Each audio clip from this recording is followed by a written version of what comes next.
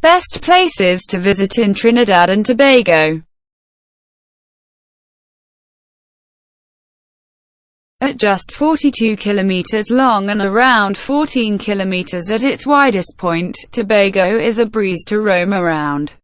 Anyone spending more than a few days on the island will quickly familiarize themselves with the roads, bays and bends, and it will all start to feel like home. You'll never have to drive more than an hour and a half, which also means that hotel and even airport pickups may be included as part of tours. Be aware though that the easily queasy may want to limit the number of times they zigzag across the island. The road's roller coaster along steep hillsides, and motion sickness is even more of a risk than seasickness. The reward is that every crest of a hill results in sweeping views of sapphire seas or emerald jungle. The journey really is all part of the adventure.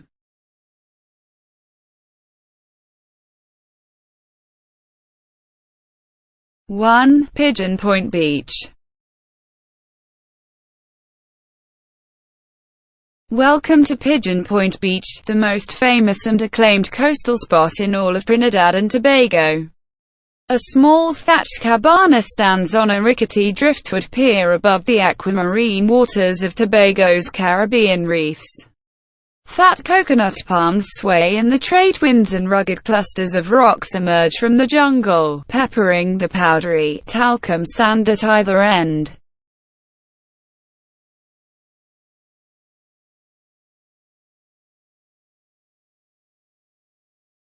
Two. Port of Spain.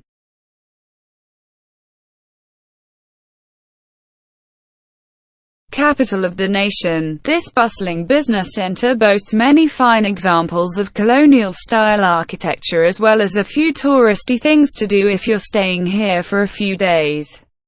Architectural highlights include the impressive Renaissance-style Red House Parliament in Woodford Square, and the Magnificent Seven, a group of elegant mansions along the sprawling green space of Queen's Park Savannah.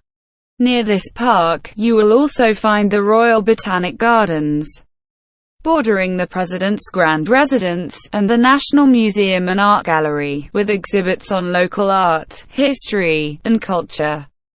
Port of Spain comes alive the Monday and Tuesday before Ash Wednesday with Carnival, an extravaganza of colorful costumes, limbo competitions, and contagious calypso and soca rhythms. For an overview of the city, try a 3-hour Port of Spain city tour. These operate in the morning and afternoon and include entrance fees to some of the attractions.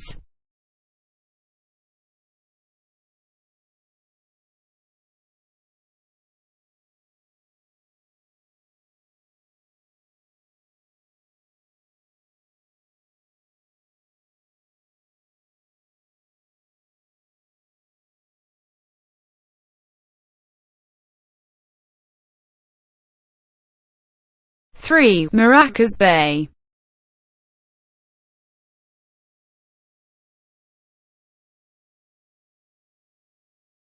About 40 minutes drive northeast from Port of Spain, Maracas Bay is one of Trinidad's most famous beaches. A deep bay protects this palm-fringed strip of golden sand, one of the most beautiful beaches close to the city. From Port of Spain, the scenic drive through mountainous rainforest provides breathtaking views of lush peninsulas jutting into the sea. Food vendors and showers are available by the beach.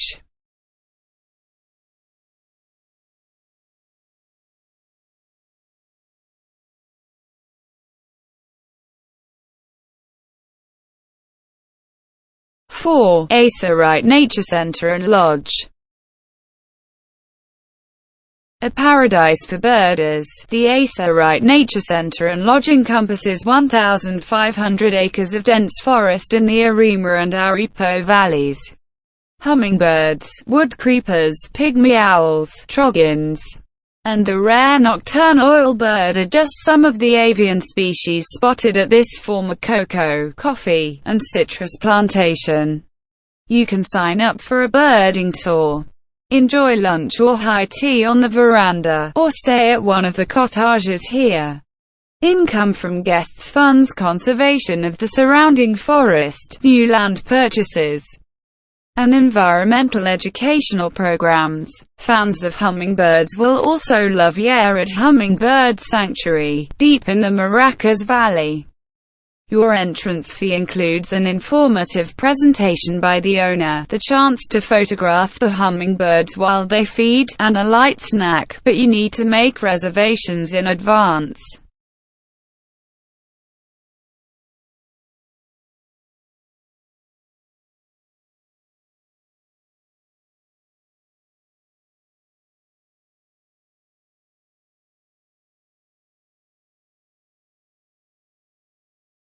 Five, Little Tobago Island.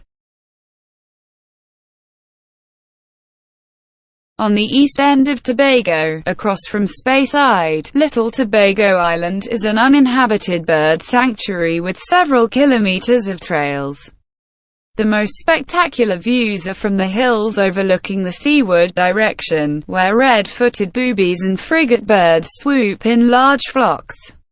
Glass-bottomed boats whisk you to the island, revealing the coral reefs below as they circle past the smaller Goat Island in Tyrrell's Bay. Tours often include snorkeling on the nearby reef and a hike to the island's peak.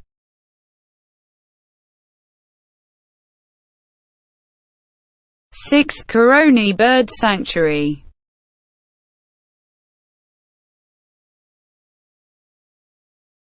This is one of the best places to visit in Trinidad.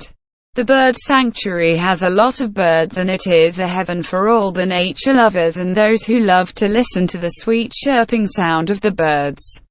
You will find a lot of colorful birds. It has a series of the mangroves lined in the waterways, which are the nesting place for the scarlet lbis, which is also the national bird of the Twin Island. You will also find a lot of wildlife in this place. You can also take tour this place and it is a nothing but nirvana.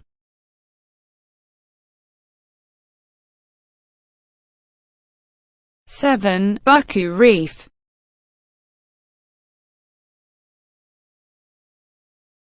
Snorkeling at this large coral reef is one of Tobago's bucket list attractions. It was even highly rated by Jacques Cousteau. Glass-bottom boat tours from Pigeon Point, Store Bay and Buku make snorkel stops in this 10,000-year-old reef. Nearby Nylon Pool is a mid-sea swimming pool, just a meter deep. The ancient crushed coral flakes underfoot are said to make you look a decade younger if rubbed on your skin.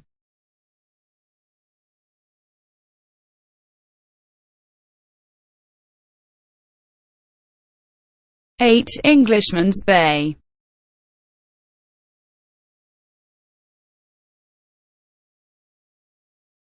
This sweeping bay, flanked by emerald forests, provides the perfect photo opportunity for those wanting to prove they really have set foot in paradise. A short drive, or a pleasant hike, from Castara, the beach has a simple, wooden restaurant, a little souvenir stall, a toilet and that's it. Englishman's Bay has great snorkeling, safe swimming and few crowds, so get stuck in.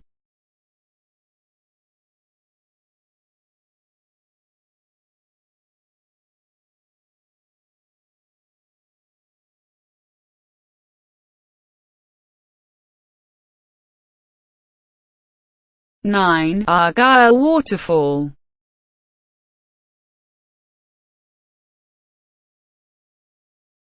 A little paradise within paradise, the 54 meters high Argyle Waterfall is the highest on the island. Guides are available, and highly recommended, for the easy 20-minute walk to the falls past cocoa and other fruit trees, which provide food for a whole rainbow of bird species.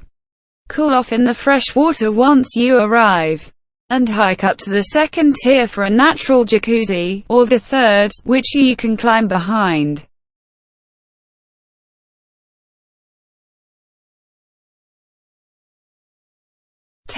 Fort King George.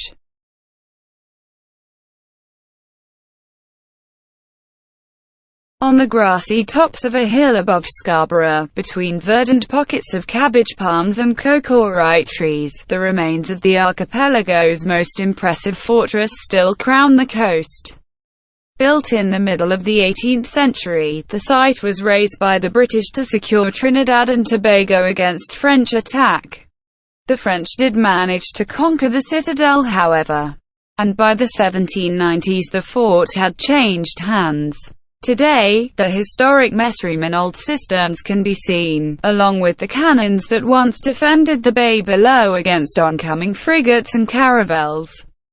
Thank you for watching my video. Please like, comment and subscribe.